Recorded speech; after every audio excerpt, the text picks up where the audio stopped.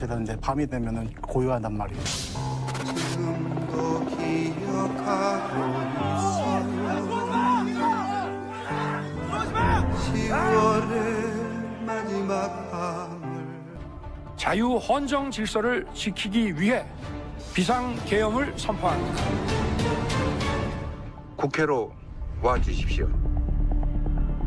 늦은 시간이긴 하지만 국민 여러분께서 이 나라를 지켜주셔야 합니다. 쿠데타를 저지른 정권을 그 정권이 심어놓은 사법 카르텔에게 맡길 수 있을까요? 윤석열의 12월 3일 계엄 내란 재판을 위해 국회가 내란 전담 재판부를 만들겠다고 나섰습니다. 법사위를 통과한 뒤 민주당은 보완 후 입법 방침을 정했고 보수와 법원은 정치 재판소라며 강하게 반발하고 있습니다. 오늘은 이 법이 왜 나왔는지, 무엇이 문제인지, 그리고 내란 세력 척결을 위해서 어디까지 밀어붙여야 하는지 얘기해 보겠습니다. 국회 법사위에서 곧바로 내란 전담 재판부 설치법을 통과시켰습니다. 민주주의와 인권의 최후 보루인 사법부가 내란 세력의 방패막을 자짜고 있습니다. 그래서 국회에서 이제 더 이상 이것을 자시할 수 없다. 야당 법사위원들은 위헌이라고 맞섰지만 민주당의 기세를 막지 못한 채 전원 기권했습니다.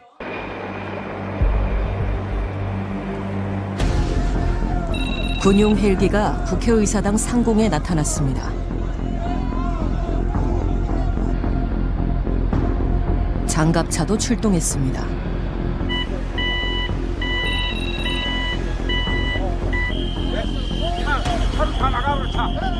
연이어 진입하는 군 수송 차량. 계엄군입니다. 차량 안에서 시민들이 무언가를 발견합니다. 박스 있죠, 박스. 저거 5.5mm 실탄이에요. 저거 실탄을 2중 3중으로.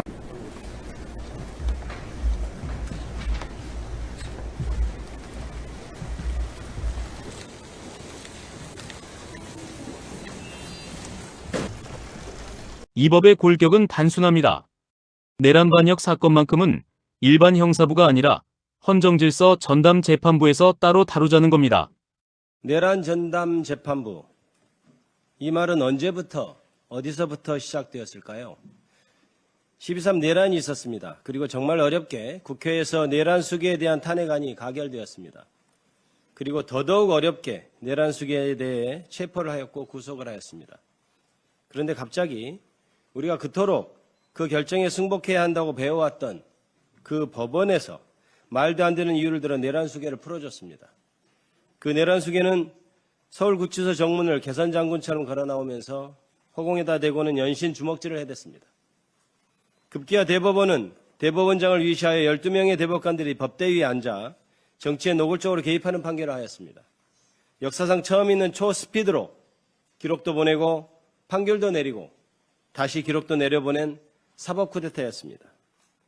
윤석열을 풀어준 재판장은 내란 재판이라는 그 엄정해야 할 순간에도 회사의 오락부장 같았습니다.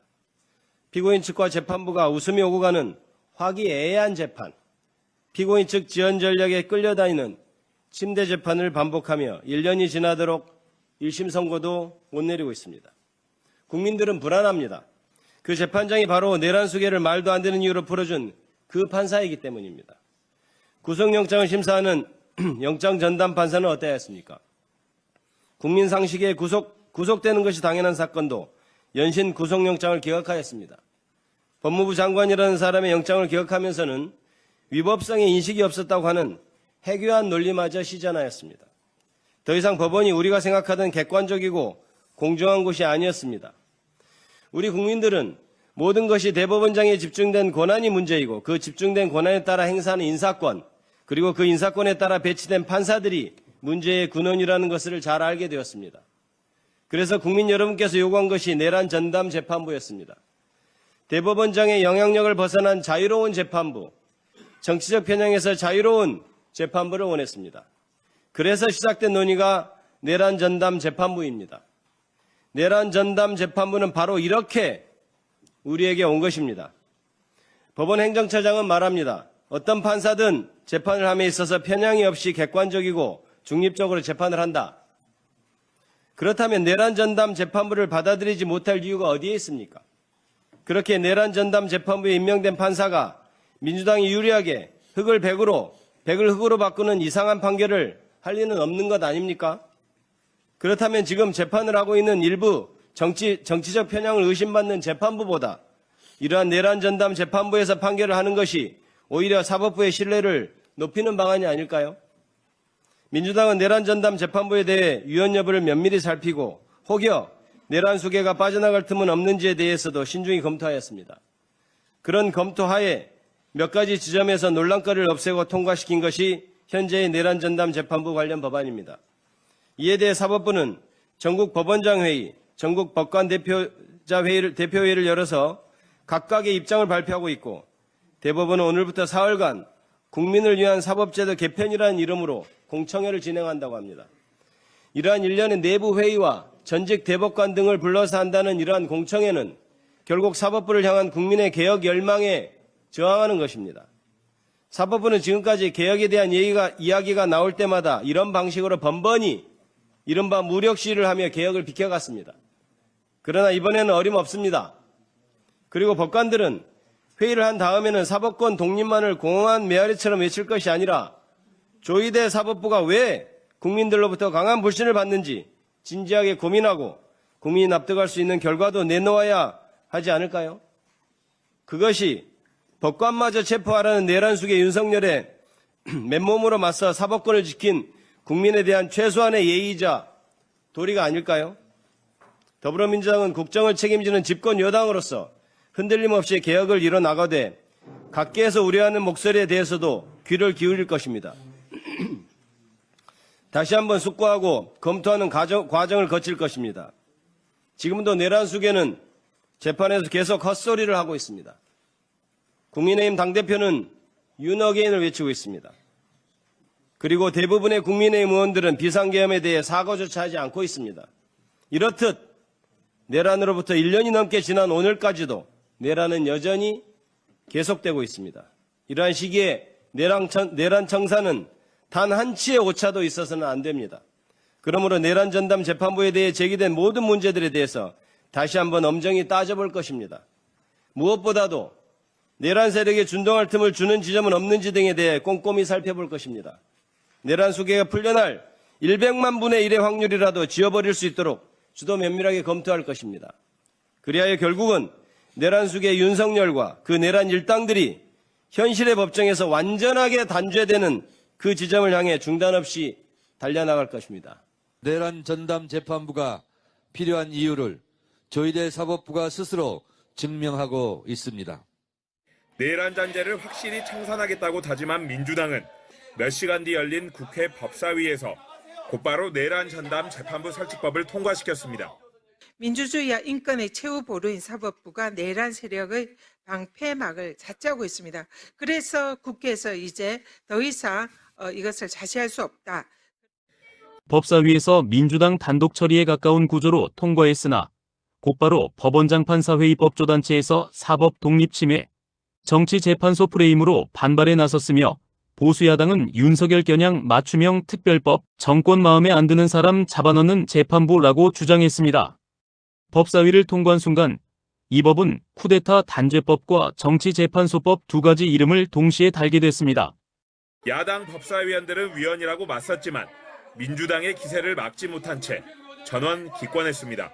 지금 재판하는 이 재판부 마음에 안 든다. 직위원 판사 바꾸자는 법 아닙니까? 도대체 판사 마음에 안 든다고 판사를 골라 쓰겠다라는 법인데 이런 삼권 분립 침해가 어디 있습니까? 민주당은 또 판사나 검사, 경찰 등이 고의로 법을 왜곡해 당사자에게 부당한 조치를 한 경우 처벌하는 법 왜곡죄 신설 법안도 처리했습니다. 여기에 대해 법원행정처를 폐지하고 법관의 징계를 강화하는 내용 등의 사법행정 정상화 3법을 발의하는 등 여당은 사법개혁에 박차를 가하고 있습니다. 어제 오부요인 오찬에 참석한 조희대 대법원장은 여당의 사법개혁 추진에 우려를 표했습니다. 충분한 논의와 공론화 과정을 거쳐 신중하게 이루어지는 것이 바람직하다고 생각합니다. 현재 논의되고 있는 사법제도의 개편이 국민을 위한 방향으로 이루어질 수 있도록 그러나 민주당은 사법정의를 바로 세우기 위해 반드시 올해 안에 사법개혁 입법을 완료하겠다는 방침입니다. 오늘 드디어 법 왜곡죄의 신설과 그리고 내란 전담 재판부의 설치는 독재의 완성을 선언한 것이라고 봅니다. 아시다시피 이 내란 전담 재판부는 말이 전담 재판부지 내란 특별 재판부입니다. 한마디로 사법부의 독립, 공정성을 완전히 침탈하고 있습니다. 후보 추천위원회, 한마디로 외부 인사들이 후보 추천위원회를 구성하고 그 후보 추천위원회가 특정 판사들을 고르겠다고 합니다. 어떤 판사를 고르겠습니까? 그 특정 판사 걱정돼서 대등재판부까지 운운하고 있습니다. 한마디로 내란 관련된 사건, 그들이 그렇게 주구장창 울거먹는 내란 관련 사건 무조건 유죄 쓰기 위한 판사를 구성하겠다는 것입니다. 법으로, 입법으로 할 수 있는 게 있고 할 수 없는 게 있습니다. 이것이 바로 나치 시대의 특별재판부라는 말씀을 드립니다. 법 왜곡죄, 앞으로 대한민국의 법원은 어려운 사건 하나도 판결하지 않을 것입니다. 도돌이표로 돌아갈 겁니다. 재판의 신뢰는 땅에 떨어질 것입니다. 판검사 수시로 고발되는 그런 시대, 어떤 법원이, 어떤 검찰의 기소가, 어떤 법원의 재판, 어떤 검찰의 기소가 신뢰받겠습니까? 자유심증주의, 기소편의주의라는 형사소송법의 대원칙을 침탈하는 것은 물론이고 이것은 대한민국의 사법 시스템을 완전히 붕괴시키는 것입니다. 왜 민주당은 이런 일을 벌일까요? 그들은 지금 대한민국의 국가 전체를 하나하나 해체하고 있습니다. 그 해체의 결과는 무엇일까요?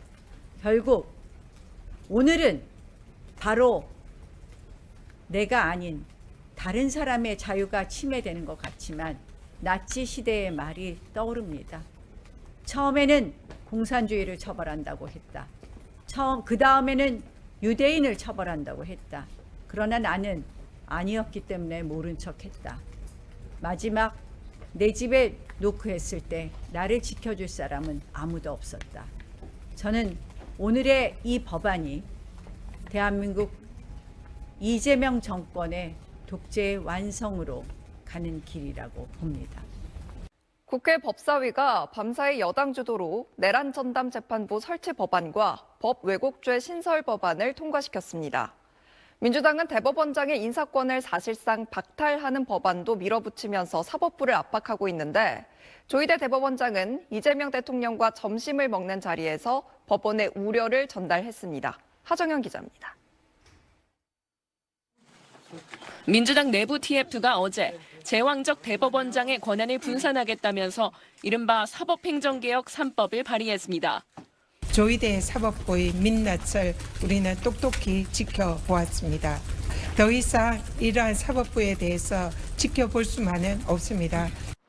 이들 3법은 법원조직법, 변호사법, 법관징계법으로 각각 법원행정처 폐지, 대법관 전관예우 제한, 법관 징계 기준 상향 등을 담고 있습니다. 법관 인사 등을 다뤄온 법원행정처를 없애는 대신 일명 사법행정위원회를 새로 만들어 사법행정권을 사실상 넘겨주자는 겁니다. 대법원장이 법원행정처를 통해 행사하는 인사권의 축소 또는 박탈을 추진하는 셈입니다. 지난 1일 소위원회를 통과한 내란 전담 재판부 설치법도 어제 국회 법제사법위원회에서 안건조정위원회를 거쳐 통과됐습니다.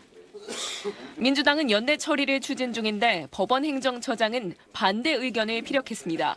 판사 바꿔치고 골라 쓰겠다는 판사 쇼핑하겠다는 것. 사법부의 이제 독립이 제한될 여지가 많다고 생각하기 때문에 저희들은 굉장히 좀 중대하게 생각을 하고 있습니다. 이재명 대통령이 오부 요인을 초대한 어제 오찬에서 조희대 대법원장은 여당발 사법 개혁안에 대한 우려를 애둘러 밝혔습니다. 공론화 과정을 거쳐 신중하게 이루어지는 것이 바람직하다고 생각합니다. 특히 이 대통령 앞에서 3심제를 강조하기도 했는데 개별 재판의 결론은 3심제라는 제도적 틀 안에서 최종적으로 결정된다는 점에서 허정당성과 신뢰가 확보될 수 있을 것으로. 여당이 추진하는 내란 전담 재판부나 4심제 논란의 재판 소원에 대해 비판적 의견을 낸 거란 해석이 나왔습니다. 더불어민주당이 추진하는 내란 전담 재판부 설치 법안에 대해 입법을 보완하겠다고 밝힌 이유가 무엇일까요? 핵심은 위헌 논란을 해소하고 사법부 독립 침해 우려를 잠재우기 위함입니다. 초기 법안은 법무부 장관 등이 재판부 구성에 관여하도록 해 재판 당사자가 심판자를 고른다는 비판과 함께 위헌 소지가 강하게 제기됐습니다. 또한 법안 통과 후 위헌 법률 심판이 제청되면 오히려 재판이 정지되어 혼란이 가중될 수 있다는 우려도 컸습니다.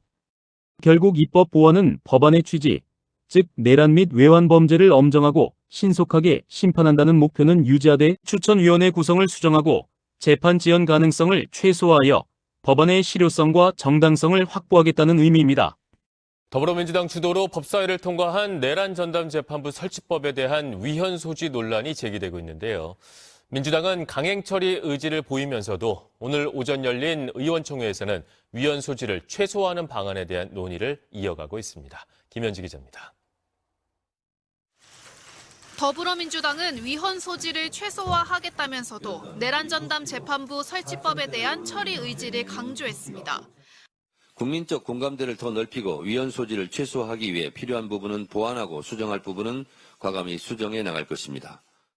내란 전담 재판부 설치법은 민주당 주도로 법사위까지 통과해 본회의 절차만 남은 상태입니다. 야권과 법조계에서 법원의 무작위 사건 배당 원칙이 훼손되고 법관 인사 문제로 사법부 독립을 침해할 우려가 있다며 지적하고 나서자 민주당은 오늘 비공개 의원총회를 열어 관련 논의를 이어가기로 했습니다. 앞서 박수현 수석대변인은 졸속 입법 비판이 많지만 그렇지 않다면서 내란 전담 재판부 설치법을 아예 하지 말라는 주장에는 동의할 수 없다고 밝혔습니다. 여당의 의원총회와 별도로 오늘 오후 법제사법위원회에서는 내란 전담 재판부 설치에 따른 재판 지연 우려를 해소하기 위한 헌재법 개정에 대한 논의도 진행합니다. 앞서 추미애 법사위원장은 내란 외환 사건 형사재판의 경우 헌재에 위헌법률 심판 제청을 하더라도 예외적으로 재판이 중지되지 않게 하는 내용의 개정안을 대표 발의했습니다. 한국 현대사는 쿠데타와 계엄의 반복이었습니다. 1961년 5.16 군사 쿠데타, 1979년 12.12 사태와 5.18 광주민주화운동, 그리고 2024년 12월 3일 윤석열 정부의 계엄 선포까지 군부 세력이 헌정 질서를 넘어서는 순간들이 계속 이어져 왔습니다. 하지만 이 쿠데타들은 제대로 된 처벌을 받지 않았습니다. 전두환과 노태우가 12.12 사태와 5.18에 대해 사형과 무기징역을 선고받았지만 결국 국민 대통합이라는 이름으로 사면됐고 다시 공적인 자리로 복귀했습니다. 쿠데타는 처벌받았지만 쿠데타 주도 세력은 온전히 처벌받지 않았던 것입니다. 윤석열의 12.3 계엄도 마찬가지입니다. 대통령이 국회를 포위하고 야당을 적대 세력으로 규정하는 셀프 쿠데타를 감행했지만 이것이 지금의 일반 검찰과 법원에서 제대로 처벌받을 수 있을지 또다시 시간을 끌다가 흐지부지 되는 것은 아닐지 우려하는 목소리가 있습니다. 검찰공화국 5년 동안 쌓인 인맥과 라인이 여전히 살아있는 상황에서 과연 공정한 재판이 가능할 것인가에 대한 의문이 제기되고 있습니다. 그래서 야당 진보 진영은 이번만큼은 달라야 한다고 봅니다. 내란 반역처럼 헌정 질서를 파괴하는 중대 범죄에 대해서만큼은 일반 사건과는 완전히 다른 잣대와 시스템으로 다뤄야 한다는 것입니다. 내란 특검은 윤석열 개인을 처벌하기 위한 도구가 아니라 쿠데타는 이제 한국 정치에서 영원히 선택지에서 제외된다는 선례를 만드는 제도적 장치로 자리매김해야 합니다. 단 한 번이라도 계엄과 내란을 시도한 자가 반드시 처벌받고 그 대가가 치명적이라는 선례를 남겨야 합니다. 그래야 후대의 어떤 권력자도 국회를 포위하고 계엄을 선포하는 상상을 감히 하지 못할 것입니다. 민주당 입장에서 내란 특검은 윤석열에게 겨누는 칼이기 전에 앞으로 모든 권력자에게 쿠데타를 원천 봉쇄하는 마지막 방어선에 가깝습니다. 내란 전담 재판부 신설은 분명히 윤석열 계엄 쿠데타를 처벌하기 위한 법입니다. 그러나 이 법은 한 사람을 넘어 앞으로 올 모든 권력자에게 던지는 경고이기도 합니다. 그래서 야당 진보 진영이 던져야 할 질문은 단 하나입니다. 쿠데타를 처벌할 수 있는 칼을 만들 준비가 되어 있는가? 그리고 그 칼이 악용되지 않고 정당한 목적으로만 쓰일 수 있도록 견제할 준비도 함께 되어 있는가? 이 두 질문에 어떻게 답하느냐에 따라 내란 전담 재판부가 역사의 전환점으로 남을지 또 다른 정치적 도구로 전락할지가 결정될 것입니다.